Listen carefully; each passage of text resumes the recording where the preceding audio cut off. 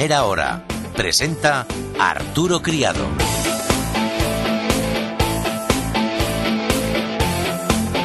Once minutos pasan de las 8 de la mañana, de las 7 en Canarias. Abrimos tiempo de tertulia, tiempo para el análisis. Nuestra reunión de Primera Hora con Regus, compañía líder en centros de negocios.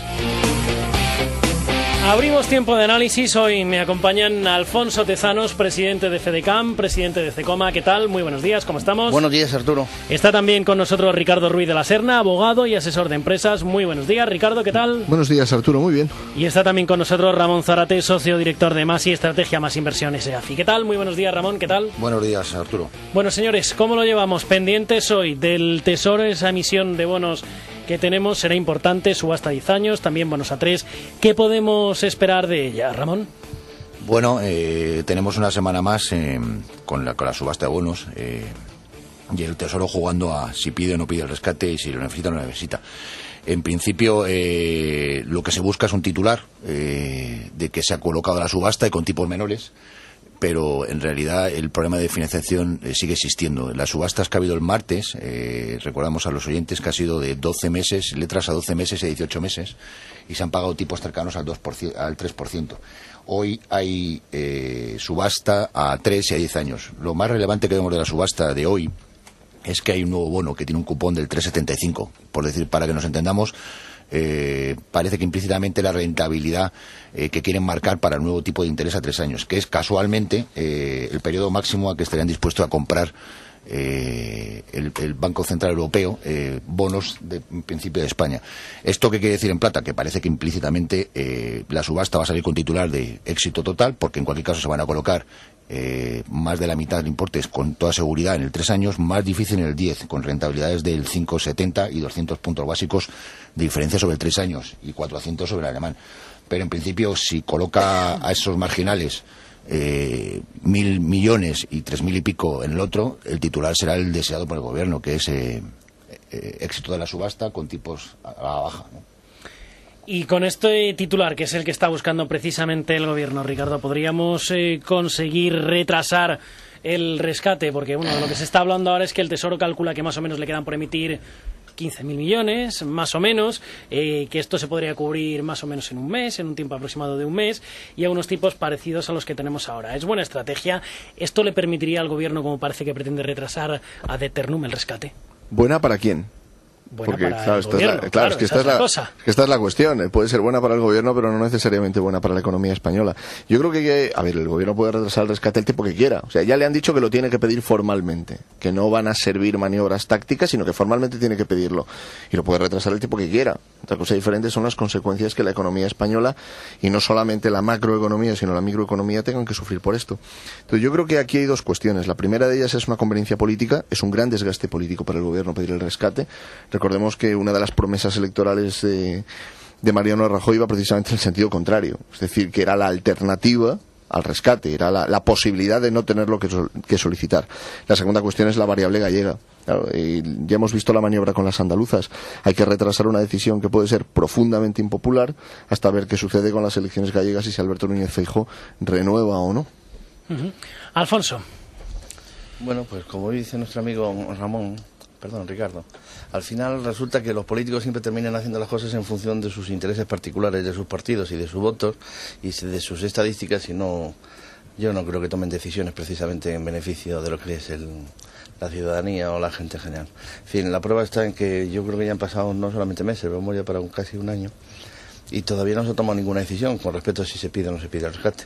La cuestión es que todas las maniobras que lo que están haciendo de alguna manera es alejarse de esa decisión, o lo que estaban explicando, es decir, se está intentando esperar a tomar esa decisión hasta ver qué pasa con las elecciones. Se está intentando tomar esa decisión a ver si somos capaces de salir por nuestra propia iniciativa, algo que parece casi imposible, porque estamos absolutamente asediados por todos los mercados financieros, no solamente europeos, sino de todo el mundo, y al fin y al cabo lo que tenemos ahora mismo es una especie especie de espera in eternum, que no acaba nunca de terminar, que nunca se acaba de tomar una decisión, y por lo tanto todos los riesgos, todas las dudas, todos los problemas que arrastraba la economía española y especialmente el mundo empresarial, pues se van multiplicando. Es decir, el crecimiento no solamente no es crecimiento, es decrecimiento. Las empresas no siguen aumentando sus contrataciones, sino decreciendo. La desaparición de las empresas es permanente. Llevamos 4 años de sangría permanente, no solamente ya en las pymes, en los autónomos, sino también en las grandes empresas. Y esto a mí es una cosa que ya me termina, ya no de preocupar, sino sencillamente es que ya estamos en una especie ya de tobogán lleno de grasa y de aceite, que por más que te agarras, por más que te intentas agarrar con las uñas a los laterales, te vas para abajo irremediablemente. Por lo tanto, yo creo que, como siempre, al final termina pasando lo que termina pasando, que es que los políticos terminan poniendo por delante sus intereses políticos, sus intereses de gobierno particulares y sus posicionamientos como líderes a la hora de gobernar un ayuntamiento, una autonomía o un país por encima y por delante de los intereses generales. Y aquí, que al final termina que cada uno va a lo suyo. Estamos viendo el caso de Artur Mas, lo veremos con los catalanes, lo estamos viendo con los andaluces y lo estamos viendo con todo el mundo.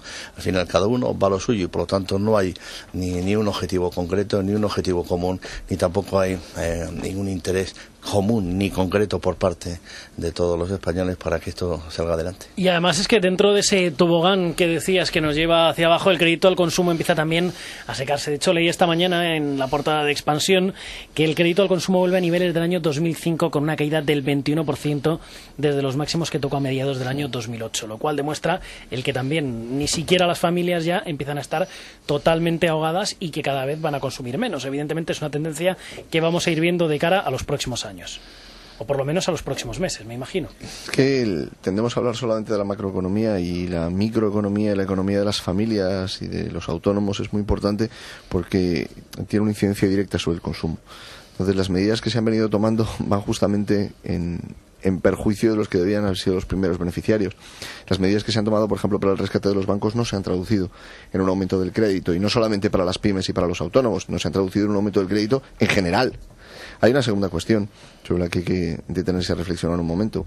Cuando has llegado a un punto en el que tu consumo diario lo estás utilizando o lo estás consiguiendo gracias a la financiación, y de esto Ramón podrá hablar mucho, y gracias al crédito del consumo y a la tarjeta de los 3.000 euros, que ya no son 3.000, que te han bajado el crédito a 1.000, y claro, y luego ya lo siguiente que te queda son los servicios de refinanciación de la deuda y los prestamistas. Entonces la situación es realmente grave. Y sí se echa de menos más decisión de la que hay, que también es una cuestión de personalidades de los que tienen que decidir, No es únicamente la coyuntura y tal, hay que tener carácter para decidir. Uh-huh. Efectivamente, yo pienso como Ricardo, es decir, el crédito a consumo en momentos de incertidumbre económica, las familias se piensan muy mucho, es decir, utilizar la Visa, etcétera, etcétera, etcétera, ¿no? Que existe un problema de financiación, efectivamente existe, por mucho que el gobierno se empeñe en ocultarlo, pero es a nivel, somos netamente importadores de capital, necesitamos capital para entendernos. Que lo niegue sistemáticamente, pues bueno, no sé con qué sentido, es decir, la realidad es que este año, entre los vencimientos de deuda en el mes de julio y ahora en octubre, había 40 y tantos mil millones que tenemos que haber renovado de bonos a largo plazo. Lo estamos chapurreando con letras a 12 meses y a 18 meses. Lo que cualquier persona con cierto criterio empresarial entenderá es que estamos financiando activos a largo plazo con circulante, lo cual es una verdadera animalada. ¿Podemos seguir así? Pues podemos seguir así. ¿Que pueden seguir así los políticos mientras que les interese? La reacción inmediata de los ciudadanos es esta falta de desconfianza, no solo en el entorno político, sino en el entorno económico a corto plazo, porque los titulares, de luego, no son nada halagüeños. Es decir, cualquier cifra que cojamos sobre las previsiones para el año que viene, todas son negativas. Lo único que puede diferir en el criterio, una está en menos 1,5, menos 1,7 o menos 1,3. Negativa sí o sí. Los informes que hicieron los superinspectores que contrató el Banco de España, hasta el año 2004, en el mejor de los escenarios, no ponían menos de un 25% de inflación. No ponían menos de un 6% en el bono de 10 años. Dice, parece que se nos ha olvidado.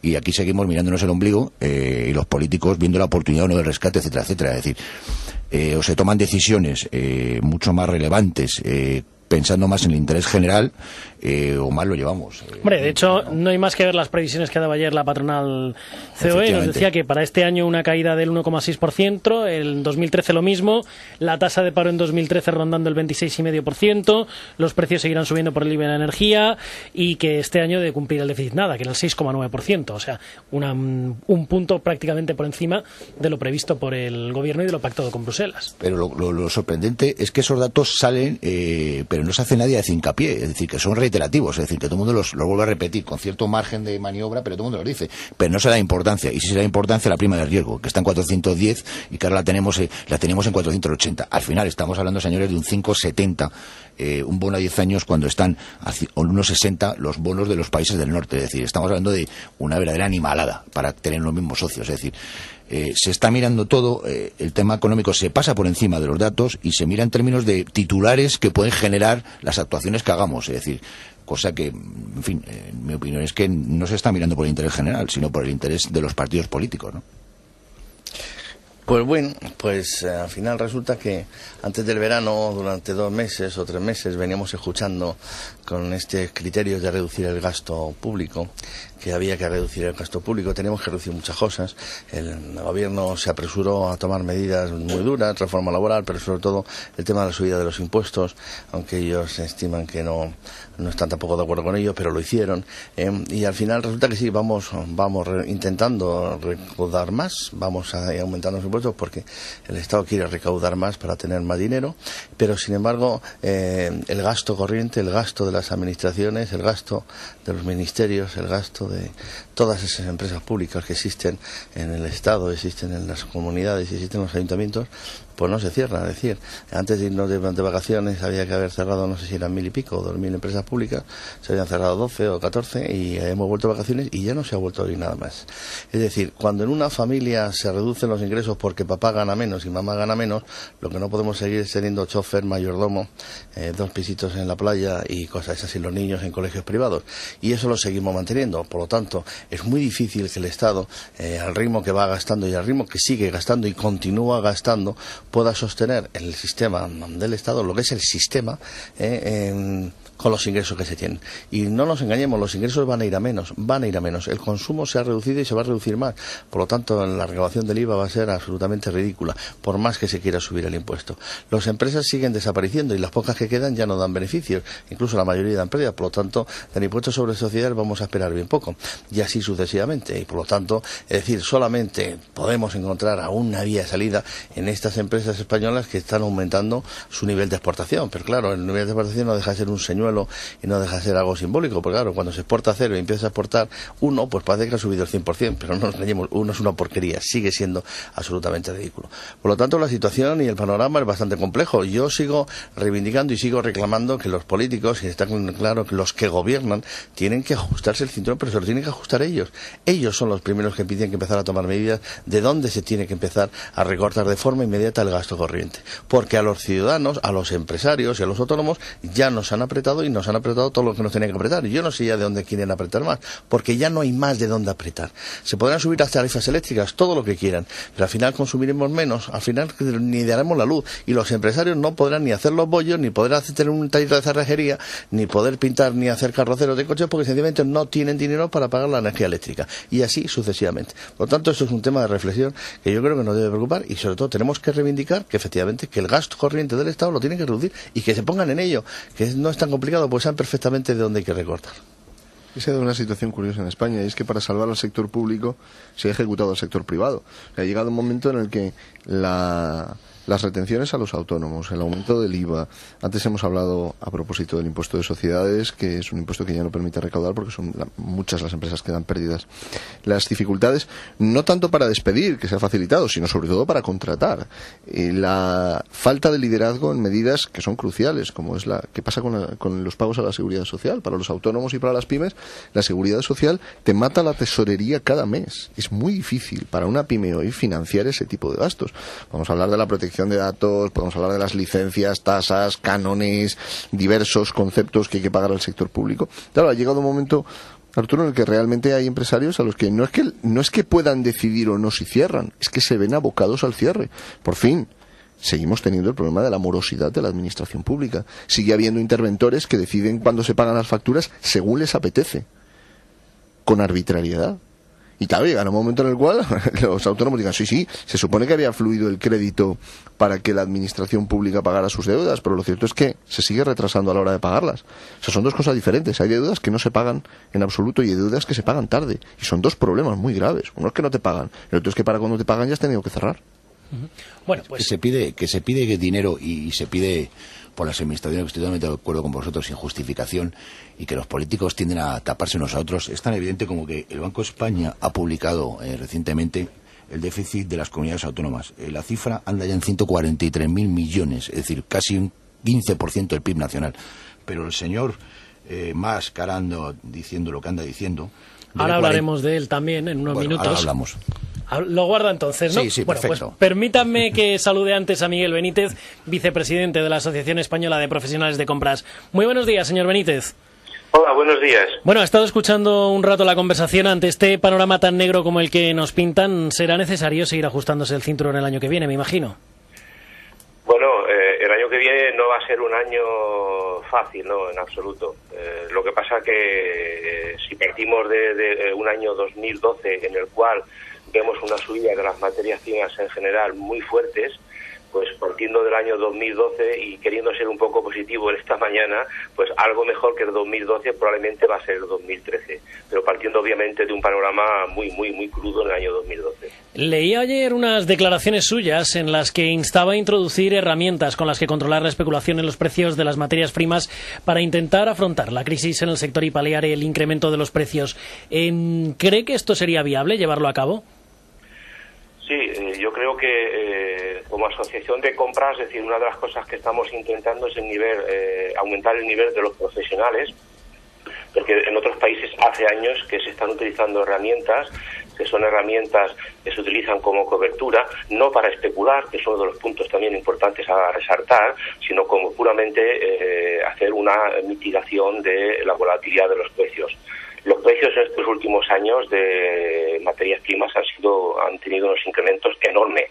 Por ejemplo, hay un índice muy representativo, el CRB, el Commodity Research Bureau, que si seguimos un poco la evolución de la volatilidad de los últimos años, para tener un ejemplo, del año 92 al 2000 aproximadamente, la volatilidad de las materias primas era de un 12%, del 2001 a 2006 era un 20% y del 2007 a 2012 un 33%. Es decir, claramente vamos a un incremento de la volatilidad que si lo viéramos a corto plazo, de la crisis que tuvimos en el 2008, solamente en ese año hubo un 78% de volatilidad en materias primas.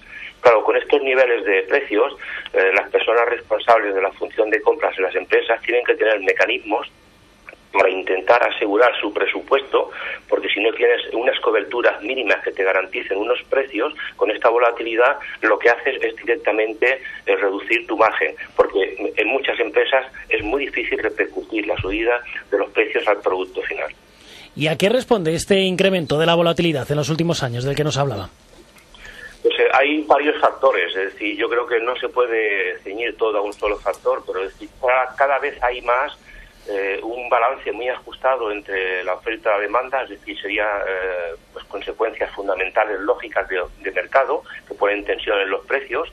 Pues por ejemplo, decir, el trigo en Estados Unidos, pues tenemos unas tensiones de stock que están en unos niveles de 24 días, en niveles muy bajos, hacía muchos años que no estaba. Consumos que se derivan pues para otros mercados, como pueden ser los biocarburantes, pues es otro factor que genera tensión en el mercado. En Estados Unidos, por ejemplo, el 42% de toda la producción de maíz se está utilizando para bioetanol. Este es un capítulo también importante.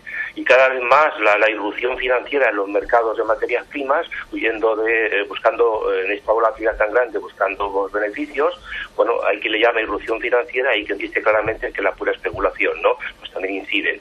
Es decir, son elementos que están haciendo que realmente las materias primas tiren hacia arriba. Otro dato que es importante es que en materias primas agrícolas, por ejemplo, los países que más están tirando de la demanda son los países emergentes como China e India, y bueno, sus PIB últimamente, pues aunque estén un poco hacia abajo, pero aún siguen estando en niveles de un 7 o un 8%, por lo cual siguen generando un consumo realmente muy importante a nivel mundial. Miguel Benítez, vicepresidente de la Asociación Española de Profesionales de Compras. Gracias por estar con nosotros. Muy bien, gracias a vosotros. Buenos días. Un placer, hasta luego. Bueno, señores, ¿qué les ha parecido la conversación con Miguel Benítez? ¿Están ustedes de acuerdo con él? ¿Sería factible introducir esa tasa, ese impuesto para controlar la especulación de las materias primas? Bueno, yo en principio, desde luego en el contexto actual, todos los días, en este sentido, el Ministerio es creativo. Es decir, bueno, no demasiado creativo, porque es simplemente recaudar más. Tendría más sentido, desde luego, en términos de tasa, un impuesto de alguna manera directo sobre las transacciones, no tanto en términos penalizar un beneficio de una actividad empresarial, que sería en este caso la compra y venta al final de commodities, por la vía que sea, del instrumento financiero que sea, ¿no? Si lo que queremos es, de alguna manera, limitar la especulación sobre las commodities, parte muy relevante del mercado mundial, habría que volver un poco a los orígenes. Es decir, nuestra idea es para qué se surgieron y qué sentido tenían. En este sentido estaban los productores, ¿no?, de materias primas. Les permitía, ante eventos de algún tipo climatológicos, cubrir sus precios, ¿no?, de alguna manera resguardarse contra posibles bajadas. Entonces, cosas tan simples como, por ejemplo, obligar a la entrega física de materias primas limitaría mucho la especulación. ¿Por qué? Porque no es lo mismo que liquidez por diferencias, que quiere decir que no un hedge fund, un fondo totalmente especulativo, liquida por diferencias y no tiene que quedarse con dos petroleros llenos de petróleo. Es decir, dices en qué puerto me colocas el petróleo, es decir, y te hace responsable de él, dice, porque se supone que lo vas a consumir. Si queremos limitar, pero habría que hacerlo a nivel mundial, lo cual lo veo bastante complejo. Entonces, otro brindis más, me imagino, ¿no? Yo reconozco, Arturo, que a mí la palabra tasa, impuesto, no me gusta. Sea es la que está de moda, es la que está de moda. Es la moda, o sea, pero pero hay que tratar de ser coherente. O sea, a mí no me gusta que le pongan impuestos a las pymes ni a los autónomos, y reconozco que aunque los especuladores no son precisamente de las especies que poblan el mercado, quizá la que más me gusta, tampoco me parece que los impuestos sean necesariamente una solución. Otra cosa diferente son limitaciones normativas, legislativas, como la que proponía Ramón. O sea, yo creo que hay que frenar los movimientos especulativos. En materias primas es importante, pero no es lo único. No es el único sector donde se está dando el movimiento especulativo, ¿no? Decía que hay que limitarlos, pero no estoy seguro de que el impuesto sea ahora mismo la panacea que los políticos están buscando. Y luego hay otro matiz, es difícil poner impuestos a nivel global, ¿eh? En todo el mundo encontrar una tasa, esto es complicado. Hombre, lo hemos visto, por ejemplo, con la famosa tasa Tobin. Llevamos años y años para ver si la ponemos en vigor. Pero que además el propio Tobin ha reconsiderado la idea de la tasa, porque claro, se da cuenta de que en unos mercados globalizados el que dice, no, pues en el mío no hay tasa, ese es el que se va a llevar el gato al agua, claro. Evidentemente. Alfonso. Bueno, en fin, yo debo reconocer que de esto sé bastante poco. Y en el poco o mucho ejercicio del derecho que he tenido a lo largo de mi vida, cada vez que me encontraba los temas estos de los de mercado de futuro y las opciones de futuro, pues la verdad es que me he encontrado con cada timo y cada estafa que para qué más. Entonces, primero, no sé de esto. Dos, creo que esto que se habla y que estáis hablando ahora mismo, limitación de los movimientos especulativos en el mundo, yo creo que es algo que no sé si podrá hacerse, pero desde luego yo creo que no creo que dependa de un país como España. Yo creo que dependerá de otras cosas o de otros países con más importancia o con más peso específico en el movimiento. Y desde luego una cosa sí que es cierta, yo no sé, y sigo diciendo que entiendo también bien poco de materias primas, pero lo poco que estoy viendo estos últimos años veo que los chinos están haciendo con la práctica totalidad de las materias primas, básicamente tanto de África como también de Sudamérica, y además veo que ese es un objetivo concreto. Yo no sé exactamente cuál es el fin del objetivo, si es asegurarse esos niveles de producción y esos niveles de crecimiento, como hablaba Ricardo, de ese 7 o del 8%, pero sí que es cierto y verdad que los gobiernos del mundo y los estados del mundo parece que lo están viendo con tranquilidad o como con sosiego, yo no sé. En definitiva, los movimientos especulativos, yo creo que los movimientos especulativos se hacen en las bolsas, en los mercados financieros, y el tema de las opciones de futuro, que como decía, creo que Ramón, que efectivamente estaban pensados inicialmente para garantizarse las producciones, los agricultores estadounidenses, etcétera, etcétera, al final lo que ha acabado precisamente es en un toma y daca, donde alguien siempre pierde, y creo que siempre pierden los mismos.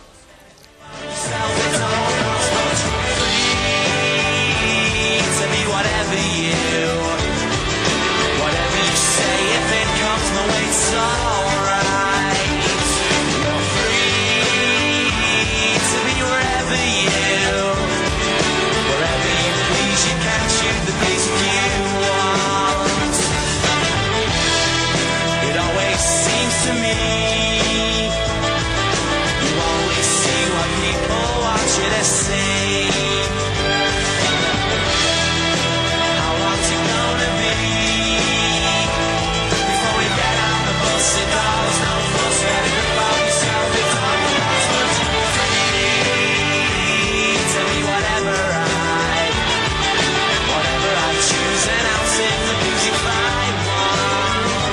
Primera hora.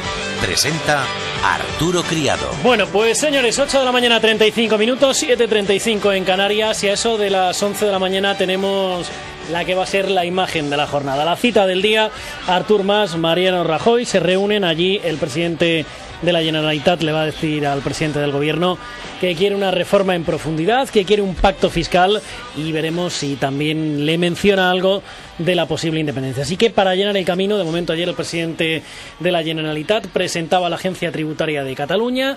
Hoy tenemos ese encuentro. ¿Podemos esperar algo de él? ¿Es simplemente todo un teatro de Artur Mas? ¿Qué podemos esperar? A la Generalitat está más tiesa que la varilla de un cohete. Están quebrados, no tienen dinero y necesitan un distractor de la opinión pública, que en este caso es el nacionalismo. Eso no se dice, tienen problemas de financiación a corto plazo. Bueno, pero si realmente no es correcto. Bien, tienen problemas de financiación a corto plazo. Y van a solicitar una línea de crédito temporal espera. que le va a colocar el gobierno. Tienen problemas de financiación a corto plazo y van a solicitar una línea de crédito temporal porque están más tiesos que la varilla de un cohete. Bien. Entonces, eso ya está mejor. ¿Os ha gustado, no? Bien. Entonces, necesita un distractor de la opinión pública. Ayer hemos tenido una cosa que, si yo fuera un empresario y estuviera en Cataluña, me preocuparía mucho. Han creado una agencia tributaria catalana. Claro, estas cosas son las que realmente deberían evitar los políticos. Primero, porque suponen más intromisión de la administración pública y en particular de la tributaria en la actividad económica. Esta es una primera cuestión. Hay una segunda cuestión. Se están cargando el mercado interior, mejor dicho. El mercado interior ya se lo cargaron. Ahora la cuestión está en ver si es posible o no resucitarlo. Y hay un tercer desafío que hay que afrontar. La inestabilidad política que este tipo de decisiones genera tiene una consecuencia económica directa, además de tener las consecuencias legales y normativas que el presidente del gobierno, con la diplomacia habitual, pues se ha encargado de recordar. Pero, estando en una emisora económica, tenemos que centrarnos en lo económico, y esto es una irresponsabilidad. Vamos a ver, yo en esto voy a intentar utilizar unas palabras más claras, pero también muy sutiles. Es decir, España tiene un problema de financiación, y como está dentro de España, lo tienen también Cataluña. Las cifras publicadas, si España estamos pendientes de un rescate que pueda andar en los 300.000 millones, parte de ello, de ese dinero que solicitemos, va a ir a determinadas comunidades autónomas. El déficit de las comunidades autónomas, publicado por el Banco de España, está en 143.000 millones, 14% del PIB. Y el déficit catalán, solamente el catalán, es un tercio de ello, la cifra, es 43.000 millones según lo publicado. Bien, estos son los datos, es decir, y todos tenemos el mismo problema. Nos tiene que prestar alguien el dinero. Tiene que entrar por algún sitio, tiene que entrar y lo repartiremos. Bien, mi pregunta es, si nosotros, en principio, lo que se está discutiendo es una condicionalidad, ¿por qué el presidente de gobierno, cada vez que pide o solicita dinero, o si solicita dinero, le van a exigir que haga cosas? ¿Por qué, si el presidente de gobierno va a prestar dinero a las comunidades autónomas, no les va a exigir la misma condicionalidad?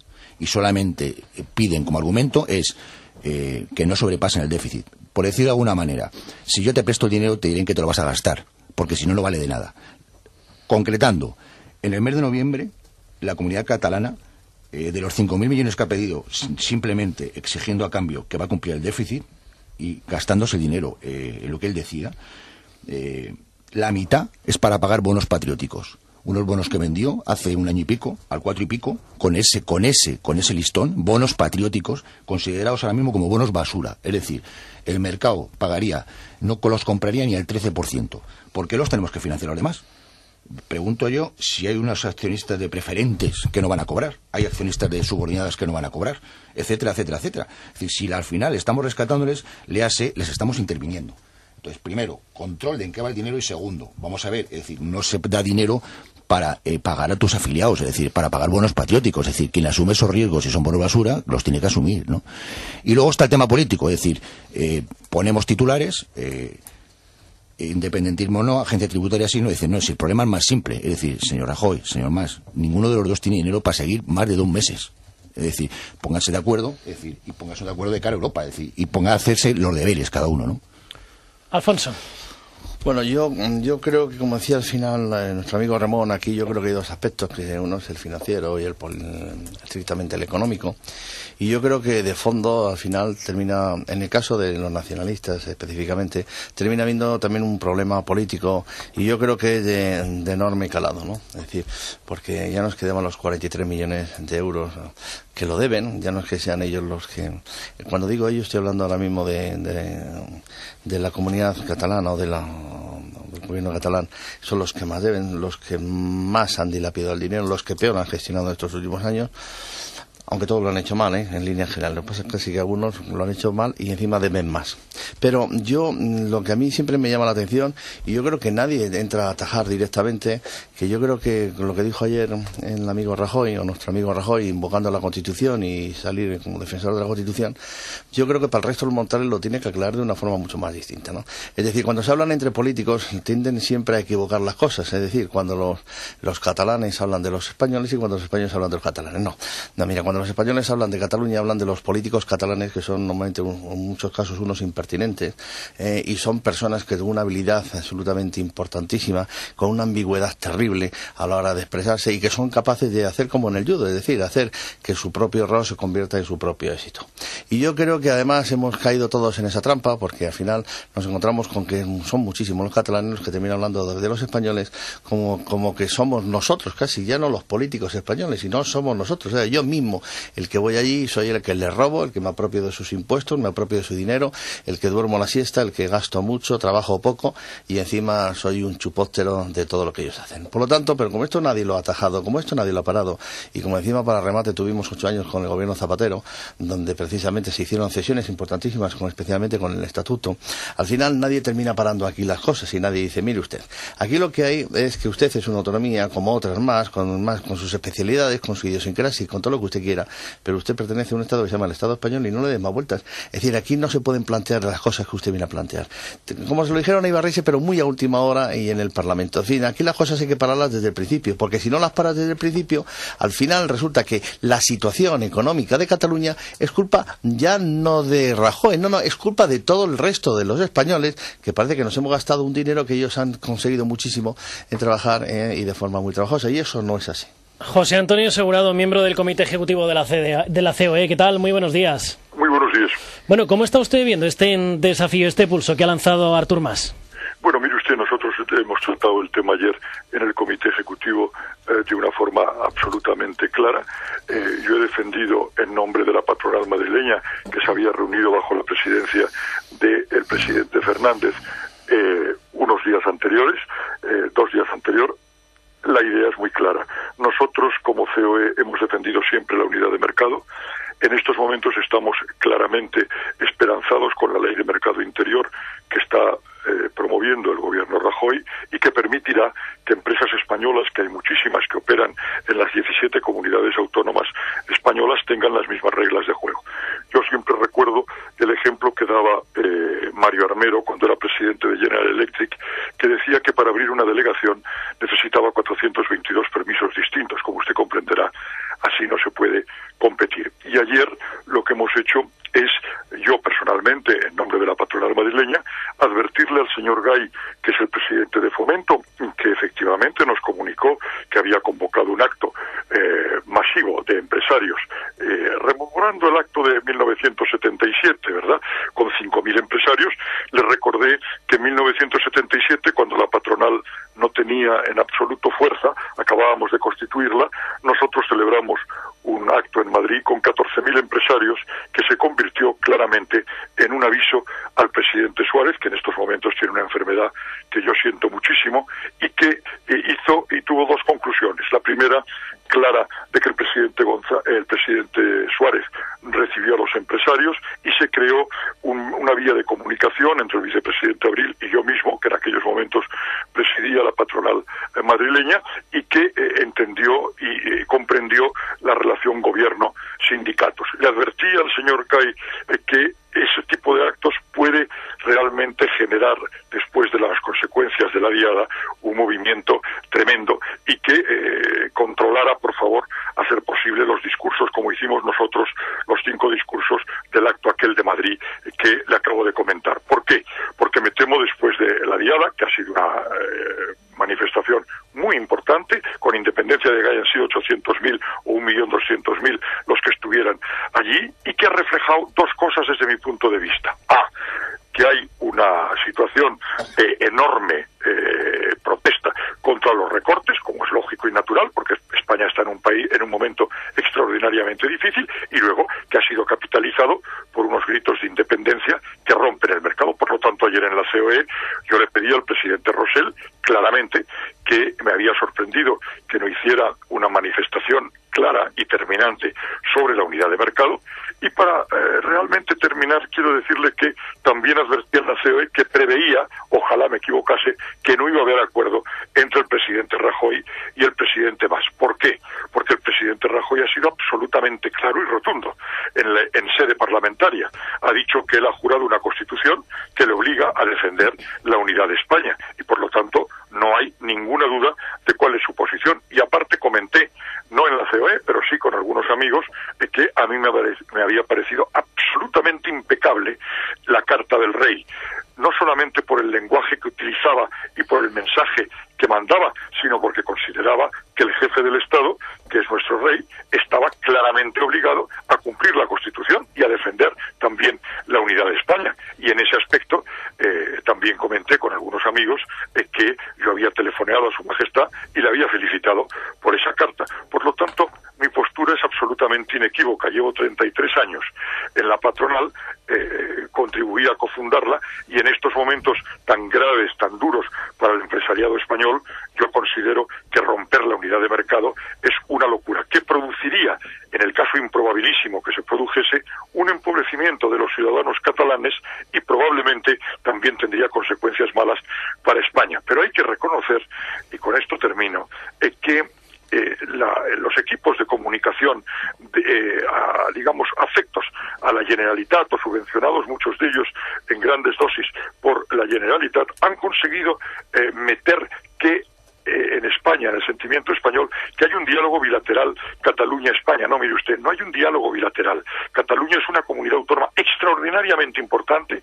Yo soy catalán, he estado en Cataluña defendiendo al presidente Pujol por el tema banca catalana, he copresidido la mesa cuando le dio a ABC el título de español del año, y he estado cenando en la Generalitat con Miguel Roca y con él hablando de temas empresariales. Y en estos momentos yo reconozco que estoy asombrado de la deriva independentista del presidente Pujol, que siempre ha sido una persona extraordinariamente razonable. Y le decía que yo no creo que vaya a haber hoy acuerdo, lo siento muchísimo, pero me parece que el presidente Mas, y lo dije en la COPE el otro día, está cabalgando un tigre, y cabalgar un tigre es extraordinariamente peligroso.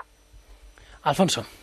Buenos días, Juan Antonio. Buenos días. Soy Alfonso Tezanos. Alfonso, ¿cómo estás? Y te estoy escuchando muy atentamente, y al final me quedaba la duda de saber que cuando efectivamente en la reunión que parece ser que fue ayer y que se tuvo en COE, ayer efectivamente, cuando recordabas al presidente de nuestra patronal, de la tuya y de la mía, efectivamente que no entendías muy bien cómo los empresarios catalanes, a través de su organización, no acababan de significarse claramente con respecto a su posicionamiento en la unidad de mercado. Al final él contestó, no contestó, se posicionó. En la junta directiva el presidente Rosell dijo que él hablaba continuamente con los medios de comunicación, que prefería las radios a las ruedas de prensa, y que concretamente hablaría inmediatamente. Esa fue exactamente su contestación. Puedes imaginarte que, Alfonso, porque me conoces desde hace muchísimos años, que yo hice una referencia al iniciar mi intervención en el Comité Ejecutivo Doble.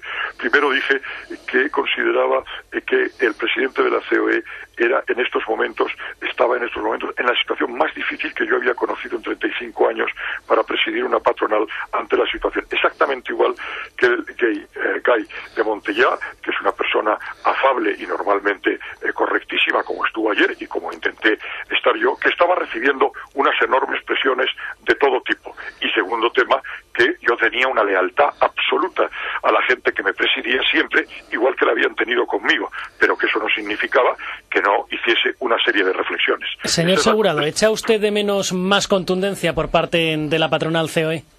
No, yo lo que he echado de menos en esos momentos, y así se lo hicimos ver, era que probablemente hubiera sido muy oportuna una declaración defendiendo la unidad de mercado, como le he dicho otra vez. Pero tenga usted en cuenta que el presidente de la COE tiene más información, supongo que tengo yo, que conoce muy bien el tema catalán, y que hizo una afirmación que nos hizo meditar a todos mucho. Él meditó, hoy se ha publicado en la prensa, probablemente porque ha habido muchos miembros de ese comité ejecutivo o de la junta directiva que lo han dicho, que hay muchísimo empresario pequeño catalán independentista y, sin embargo, que las grandes multinacionales y las grandes empresas telefonearon al presidente Mas haciéndole ver la enorme preocupación que les causaba la deriva independentista. Yo ayer comenté también un tema en homenaje al presidente Rosell, y es que antes de la manifestación de la Diada yo tuve una reunión de 2 horas con él, 1 hora a la hora final porque se retrasó un poco, asistió el presidente Fernández, y la realidad es que hablamos de la posición dificilísima de COE, la necesidad que tiene COE de efectuar una gran reestructuración, de las cosas que estamos haciendo bien y las cosas que estamos haciendo mal, y de la preocupación que me ha causado la encuesta de Metroscopia que se publicó hace exactamente un mes en el país, y donde los pequeños y los medianos empresarios tenían una reputación, estaban en el 4º lugar de las instituciones mejor consideradas de este país, y sin embargo la patronal estaba en el 4º puesto por la cola, detrás incluso de los sindicatos. Y claro, si muchos de nosotros estamos diciendo que los sindicatos están obsoletos, tendremos que pensar por qué en una encuesta muy seria como la que hizo Metroscopia, la patronal está mal considerada. Es decir, dentro de la fidelidad realmente no hay elogio que valga si no hay la posibilidad de criticar. Eso es la frase que encabeza el diario francés Le Figaro durante años y años y años, y que yo hago mía, ¿verdad? Señor Segurado, muchísimas gracias, como siempre, un placer, y gracias por atendernos. Gracias a ustedes. Un saludo, hasta luego. Hasta luego. Gracias. Bueno, señores, ¿qué les ha parecido las reflexiones de José Antonio Segurado? ¿Ustedes echan de menos un papel más activo del presidente de la patronal en defensa de la unidad de mercado y también, por qué no decirlo, de buena parte del empresariado catalán? Yo siento decirlo, pero lo que demuestra en esos comentarios es que los políticos no solo están en las Cortes Generales, también están en otro tipo de organismos que también están subvencionados. Entonces, los empresarios toman decisiones, tienen la sana costumbre de tomar decisiones y no están pendientes de. Es decir, de hecho, si no han hecho nada, los que están muertos, se han cerrado sus empresas. Entonces, utilizar los viejos tópicos de unidad de Estado, eso es una variable que cualquier empresario estamos acostumbrados a utilizar, es decir, variamos, es decir, como el coste financiero, etcétera, etcétera, etcétera. El planteamiento Mas y planteamiento de Rajoy sigue siendo un planteamiento político de un problema financiero, insisto, mientras que no se sienten y alguien diga con rotundidad que tenemos un problema y gordo de financiación y no hagamos de todo ello un problema político, es decir, no lo vamos a solucionar jamás, porque estamos discutiendo el final de algo que no hemos solucionado, ¿no? Alfonso y Ricardo, nada, 30 segundos para terminar porque ya tenemos que ir concluyendo.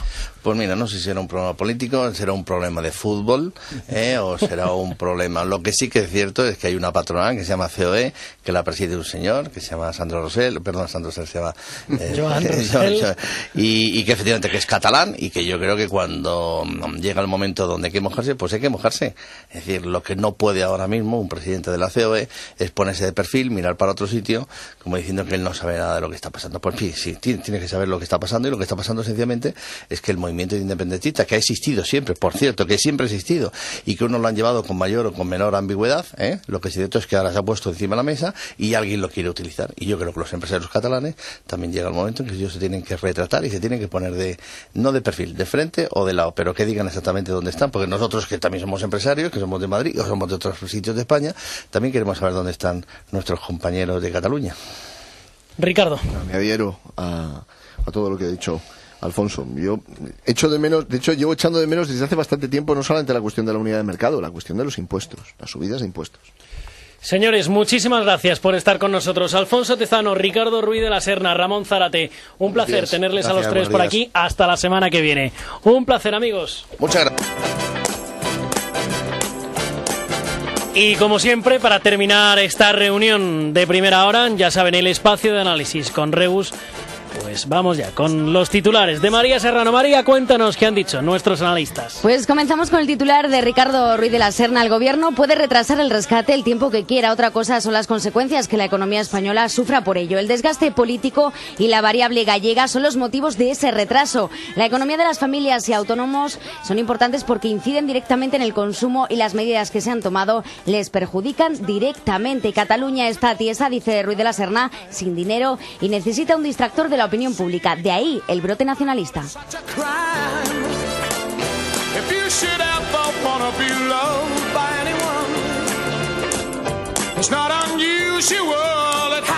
Y seguimos con el titular de Ramón Zárate. Las familias se piensan mucho pedir el crédito para consumir y si no hay reacciones por parte de los políticos, no se consigue la confianza de los ciudadanos. Se deben tomar decisiones más relevantes pensando en el interés general y no tanto en los partidos políticos. Zárate asegura que se pasan por encima los datos y solo se buscan titulares. En cuanto a Cataluña, dice necesita dinero y si se le rescata hay que controlar hacia dónde va ese dinero. No me parece bien que se vayan los bonos patrióticos catalanes, considerados a día de hoy bonos basura.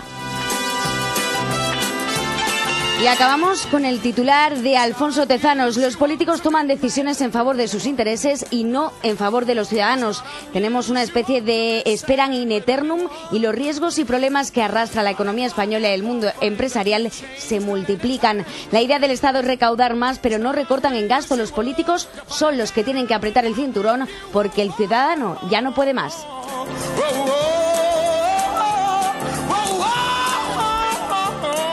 En 4 minutos llegamos a las 9 de la mañana, a las 8 en Canarias. Ya saben que a esa hora abren los mercados.